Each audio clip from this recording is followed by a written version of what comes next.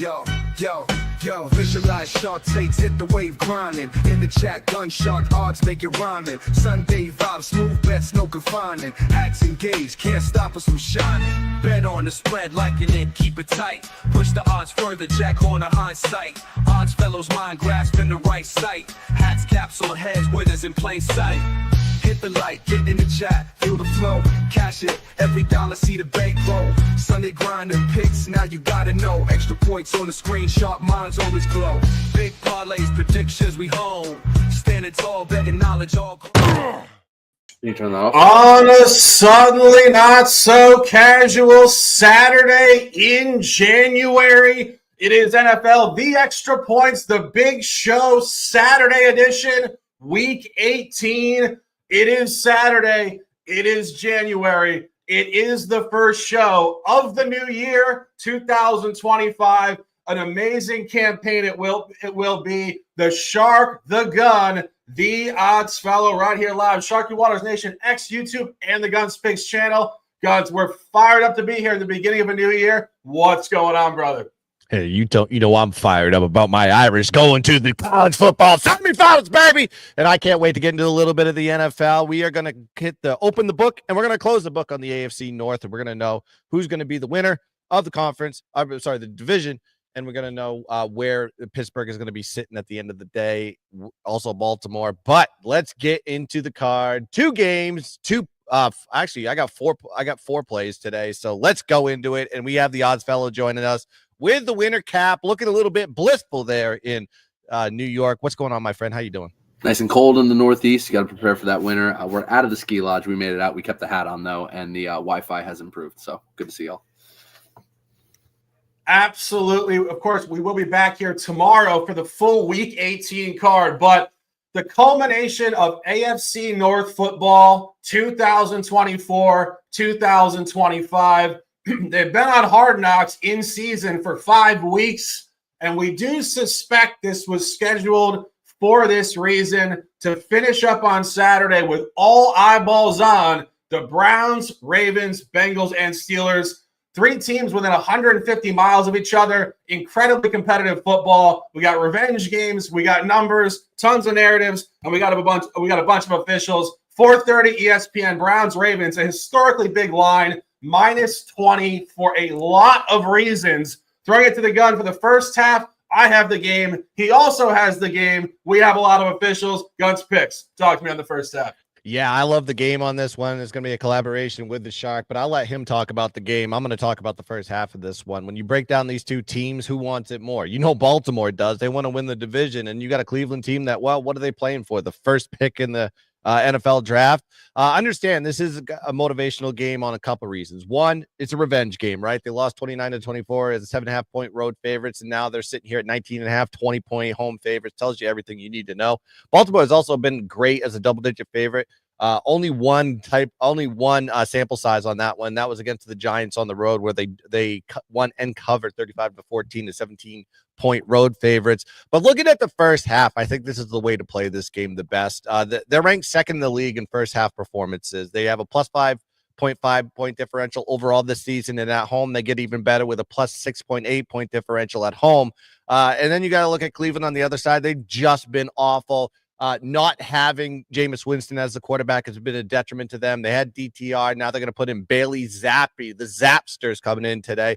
Without Jameis in the lineup, the 2-game sample size, they trailed 17-0 to Cincinnati. They trailed 6-3 in the first half against Miami. But understand, Miami did not start Tua. They started Tyler Huntley, and they still had the lead at halftime. Cleveland in the power rankings in the first half are ranked 31st in the league. So you have polar opposites of each other as far as domination in the first half. And then you see the line here. I found there's 10.5s out there. If you go to FanDuel, now it's peeping up to 12 and 13 in the first half. Gives you everything you need to know. Anything above 60% of the weighted line from the first half into the game, that is a huge chunk taken out there. Tells you everything you need to know. And then you got to look at the total correlation in this one. The total sitting here at 41, 42, 40, I think. Tells you everything that says Cleveland's may not even score in this game, and you're just going to have complete domination here from Baltimore. So I think they dominate here, especially in the first half. They come out swinging, Fast track at home, last home game of the year. I love it here. Give me Baltimore, not only on the game minus 19.5, but also the first half. And I found minus 10.5 on FanDuel, a little bit of juice, minus 120 as the play. Yeah, jumping off it. In terms of the first half, we talk about this all the time. When you see that heavy line split, that is the books telling you this is where Baltimore comes out. And it's not just in the division. This is almost every single week. This team is one of the best first half teams in the league. Love the gun at minus 10.5 in the first half. And jumping off the game side here, as we said, this is the final game of the season. We are data abundant. We're in the division. We got a lot of stuff going on. This is where this division seems to be finding Cincinnati and Baltimore skyrocketing upward and Pittsburgh cratering downward. And these teams have played a ton of games against each other recently.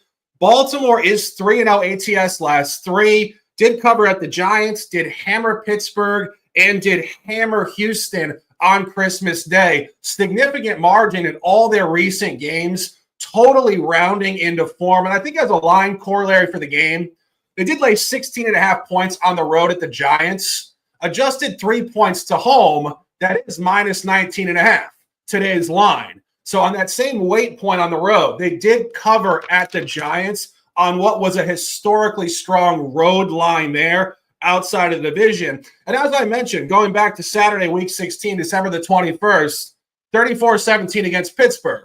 Revenge game against Pittsburgh. And you look back on this matchup, bizarrely, surprisingly, uncannily, Baltimore did lose week 8 at Cleveland, 29-24. It was Jameis Winston's first game. He had just replaced Deshaun Watson. He was hyping up the guys. He was preaching to everybody, and he played his best game in years, throwing for 334, 3 touchdowns, and key point, 0 interceptions. Well, Jameis has cratered since then, and so has Cleveland, now on their 4th string quarterback. I was actually kind of surprised to hear this earlier this week. I thought they were kind of just letting DTR run through the rest of the year to see if he had any upside for next year. But I was just saying to the guys off the record, these teams are never going to come out and say they're tanking. When they throw Bailey Zappi off the practice squad, that is them telling you they're tanking. And as Guns mentioned, the number 1 pick is wide open at this point. The Giants inexplicably beat the Colts last week. And then all of a sudden, here you are in week 18 with 4 teams at 3-13. And it's very interesting stuff. Tennessee is favored over Houston this week. New England is a very short home dog to Buffalo, +3. And the Giants are a very short road dog to Philadelphia at 2.5 or 1.5. The books think all 3 of those teams are going to win this week. And they have Cleveland at +20. This is a historical blowout line. And one interesting point on Bailey Zappi, obviously came up from Western Kentucky to the New England Patriots the last couple years. This guy is 5-0 ATS in his career as a starter on the road. When I saw that, I almost said to myself, hey, this guy's just a unit on the road. But I started to go through it. And this is the stuff Guns and I talk about all the time, Mona Lisas of handicapping. He somehow caught 5 teams who were all significantly underperforming against the spread. Just going through it very briefly. 2 years ago, Aaron Rodgers' final campaign with Green Bay. Patriots got them on the road. Packers were underperforming. Jacoby Brissett Browns 2 years ago. Mitchell Trubisky Steelers last year. Russell Wilson Broncos last year, and the Bills last year in week 17, 27-21 loss, a tight one when the Bills were in the middle of a 3-9 ATS stretch themselves. This is a total opposite scenario. This is a massive revenge game for Baltimore. And one final point on this, 20-point favorites in NFL history started out 1-6 ATS first 7 in the past 30 years, 2-0 since. And we don't usually talk about this historical stuff, but we always talk about when the books lay a line and then the books stay the course with a line. These are such rare lines because you don't see these type of lines in the NFL. when it starts out 1-6 and books don't say, okay, basically nobody's ever going to cover a 20, but they keep putting it out there at 20 in these unique spots, and then the teams start covering, this is where it should sustain upward movement. Absolutely love this spot. 4:30 in Baltimore. Lay down the hammer. All capacities. Let's go, Ravens. Anthony Latino, any comments or officials? Have we talked you onto anything? I'm pretty aligned. I mean, I was trying to get there on the first half and was just annoyed with myself about the line movement. So I may wait and play it just to see if they don't cover that spot and then double down a little bit in the second half, because I ultimately think you're going to see a team that gets there, right? The motivation's there. The tank is on, like the Shark mentioned. The Bailey Zappi factor is real. The injuries are real for that Cleveland squad. It's just two teams going in different directions, right? So Baltimore knows they can lock up the 3 seed and the division with a win, which is obviously what they want to do. I heard Harbaugh talking about hanging banners. This is the first banner of the year that he wants to hang. And I think Baltimore's going to be dangerous in the playoffs. So that's a theme for me, at least you'll hear us talking about throughout the postseason. The other thing I did peek at a bit just to see from a prop perspective, from a game flow perspective, any big, contract incentives or statistical incentives. One interesting one that stood out to me, because there's no contract ones that I could find for this game. Chase Brown only 10 yards. Sorry, that's for later. But looking at it, you got away from 1,000 rushing yards. Good old Lamar Jackson, who is making an MVP push, right? Probably second behind Josh Allen right now. If they lock up the 3 seed and maybe they finish with a similar record or one game behind that Buffalo Bills squad, who's obviously the 2, does he make a final push? He may be pushing his coaches as well for some statistical, buys on his end, some extra time, even in a blowout. He needs 148 rushing yards to get to 1,000, to be 1,000-yard rusher on the season, which is not anything small, right? So.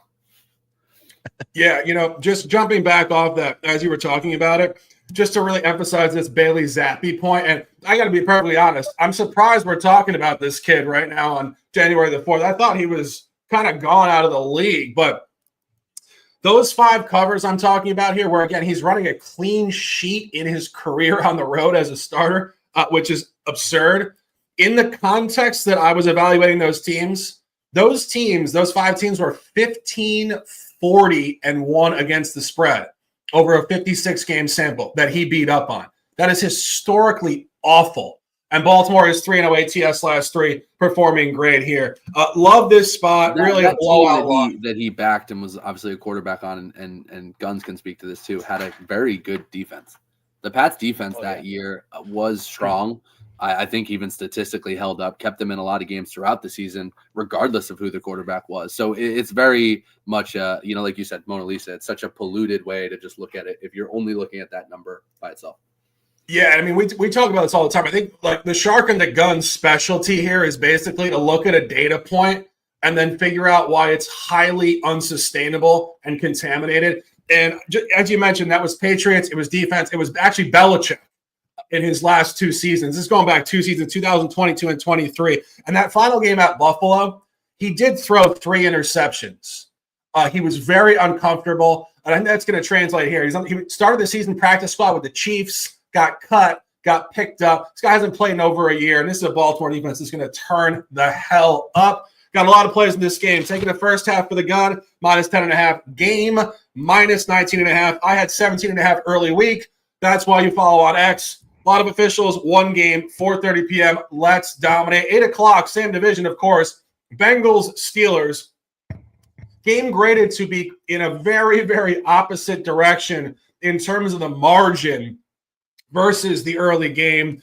I was looking at Twitter this morning, X, I should say, and I see a lot of people falling in love with something we like to dispel on this show, the bounce back.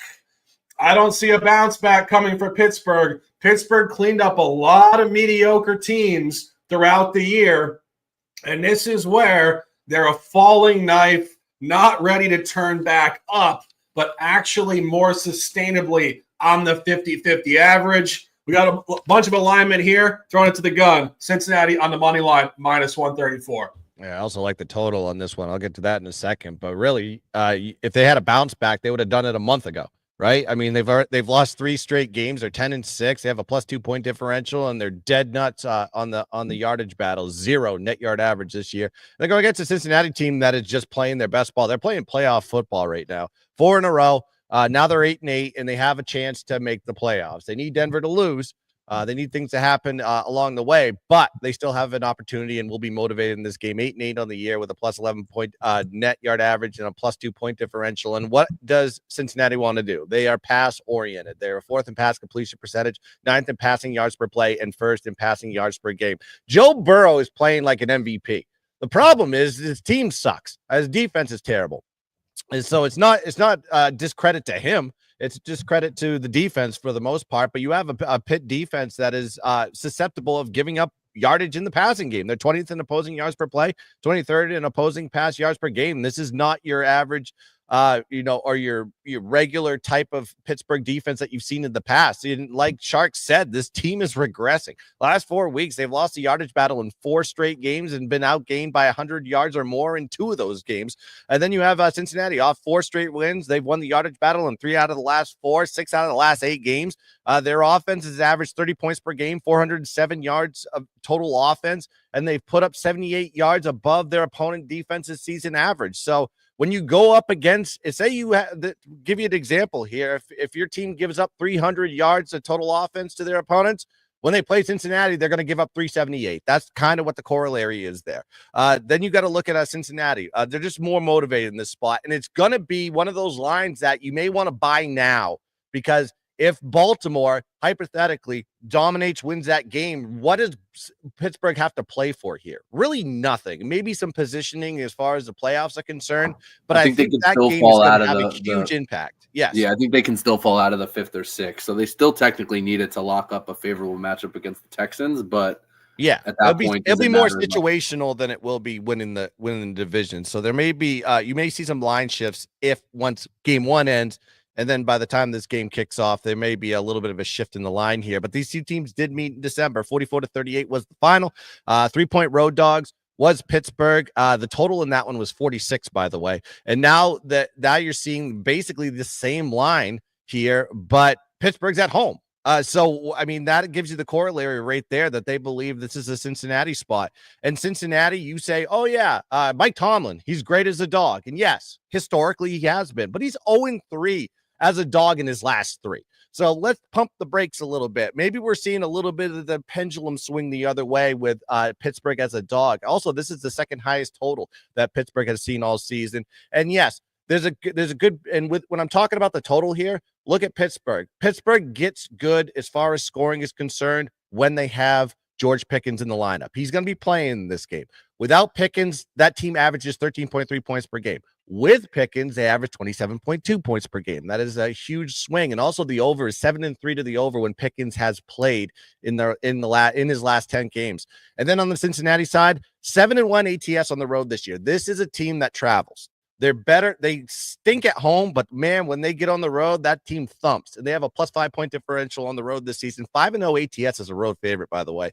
And the over is 3-0 when Cincinnati is a favorite of 3 points or less. Over is 6-1 in Cincinnati games when the total is 47 points or more. Do you need more stats here, folks? This is a Cincinnati spot. This is an over spot. If Cincinnati's going to win this game, they are going to score points, and I think Pittsburgh's going to get their fair share as well. But the winner of this game is going to be the Cincinnati Bengals, in my opinion. So give me Cincinnati-Pittsburgh over the total at 48.5, and the money line -134 for Cincinnati as the play. Yeah, jumping off at collaboration official here, also on Cincinnati on the money line. And just jumping off of what Gunn said, it really goes back to this division showing significant reversal from midseason, as I mentioned before. Go back to midseason. The Steelers were in the driver's seat here at 10-3, having beaten Cleveland in week 14 with emphasis. The whole mainstream media, of course, we should just rename them the recency bias commentators, just decided at that point in time the Steelers were potentially going to the Super Bowl. I mean, totally incapable of looking at what had happened and opponent quality, but that was week 14. Steelers going to the Super Bowl. Ravens can't figure it out. Lamar's a little inconsistent. Cincinnati's terrible. Well, since then, Pittsburgh 0-3, straight up at ATS. all by margin. 14-point loss at Philadelphia, 17-point loss in a revenge game in the division at Baltimore, and a 19-point loss to Kansas City. And I was saying this to the guys off the air. We don't like the bounce back, but we don't like it for even one more specific reason.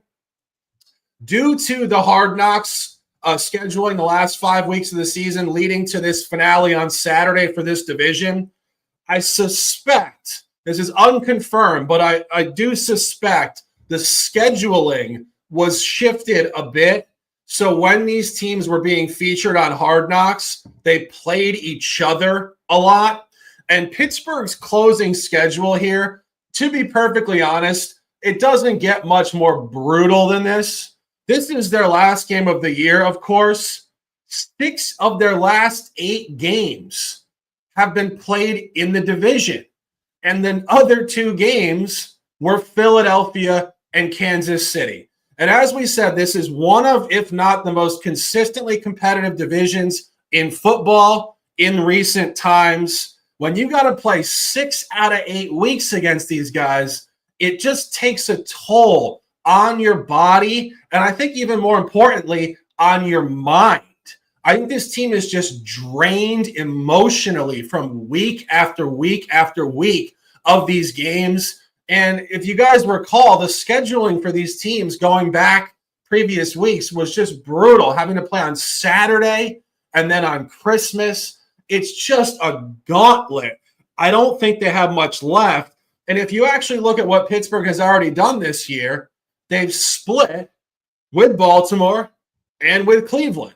And this is what happens in a division like this. It's hard to beat a team twice. And as we said, Cincinnati has all the momentum in the world. They lost tons of coin flips early season. They're 4-0 straight up in ATS last 4. They're not a sell high because this team is a hell of a lot better talent-wise than 8-8. They just got back to the mean. They should continue to skyrocket, where Pittsburgh at 10-6 can technically still keep coming down to a lower mean. And as Guns mentioned, Cincinnati has to win this game to get to the playoffs. We don't know if they're going to do it. We don't really foresee Denver losing to Kansas City tomorrow, but they have to win. Pittsburgh doesn't have to win. And if you actually consider what I just said about the fatigue for these players, it's very, very possible they know they have to play next week in what's going to be a battle of a wild card game. They need to recover. This is not where they're going to overexert. This is where Cincinnati's in the last game of their season potentially. Pittsburgh, it is not the last game of their season, guaranteed. So Pittsburgh is not going to be putting this type of effort on the field. And one final point on this, talking about schedule and talking about some of this dispersion stuff, Pittsburgh's 10-6 plus 35-point differential. Cincinnati's 2 games worse, 8-8, a better point differential, plus 36. And you get the revenge game, and you get line functionality, as Gunn said. That game in Week 13, Cincinnati was laying 2.5 at home. They opened at -3 on the road.